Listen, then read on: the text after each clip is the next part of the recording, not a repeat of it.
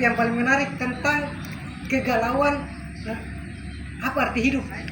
Itu ternyata kapal itu apa arti hidup. Jadi itu dia di mimpi keberapa itu dia bercerita di mimpi ketujuh, seseorang menyadari kesepiannya, tentang seseorang yang menyadari kesepiannya tiba-tiba di kapal. Kata-kata pertamanya di sini di mimpi ketujuh bilang entah kenapa, entah bagaimana saya berada di kapal, entah bagaimana aku bisa berada di sebuah kapal besar. Siang dan malam kapal itu terus menerus mengeluarkan asap hitam melaju membelah ombak. Suatu ketika dia bertanya kepada awak kapal, mau kemana? Bilang itu aku, kenapa memang? Enggak, mau kemana ini? Enggak jawab. Itu awak kapal hanya bersenandung, ada senandungnya. Ya, ketika matahari terbenam di barat, apakah ia menuju ke timur? Aku bertanya-tanya.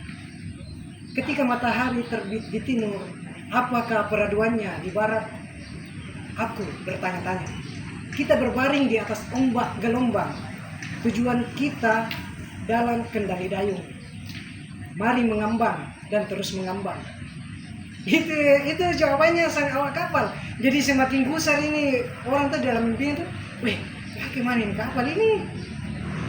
Kalau jadi dia berpikiran kalau seandainya memang tidak jelas tujuannya ini kapal, mending mati makanya daripada begini di atas kapal terus tidak jelas kemana arahnya. Ditanya ya awak kapal tidak menjawab juga. Pada saat mau bertanya ke orang yang penumpang kapal yang lain pada sibuk sendiri, ada yang sibuk main piano,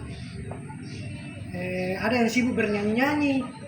Dan kenapa ini orang sibuk sendiri? Jadi itu menggambarkan kehidupan tak di dunia. Tuh, biasa kita sadar sendiri, apa artinya hidup ini?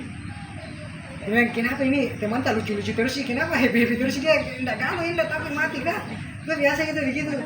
Saya berpikir, kayaknya mati nih saya deh. Kenapa yang gelisah sekali gini? Ini dalam mimpinya dia menggambarkan kegelisahan. Simbol-simbol yang ku tangkap di situ adalah tentang kapal yang tidak tahu arahnya mau kemana. Kemudian orang yang sibuk dengan dirinya sendiri, ada yang sibuk main piano, ada yang sibuk menyanyi-nyanyi. Dengan orang yang mencari jalan arti kehidupannya di dirinya sendiri. Dan orang yang menjalani apa adanya kayak si awak kapal itu, mari mengambang dan terus mengambang. Ya jalani saja, dia mau pikir mau gimana. Ternyata dalam kehidupan ada memang orang yang berprinsip-prinsip begitu. Jangan mau pikirkan mati. Biasa kita berpikir tuh kalau tengah-tengah malam biasa menjadi filosofi apa artinya hidup ini. Gimana ini? Arto itu gimana? Jangan mau pikir jalani saja. Jadi seperti awak kapal.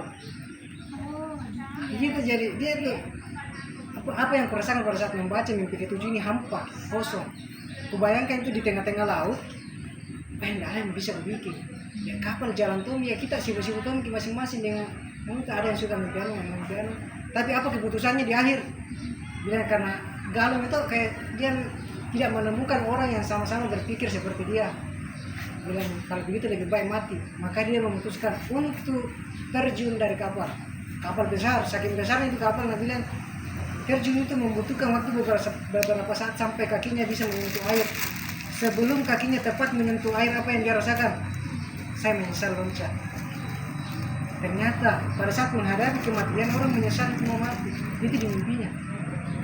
Bilang kalau di laut kayak ini